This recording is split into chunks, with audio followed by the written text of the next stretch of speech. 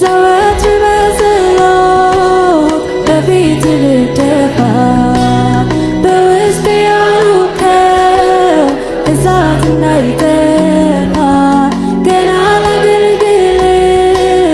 በኃይል ተሞልቼ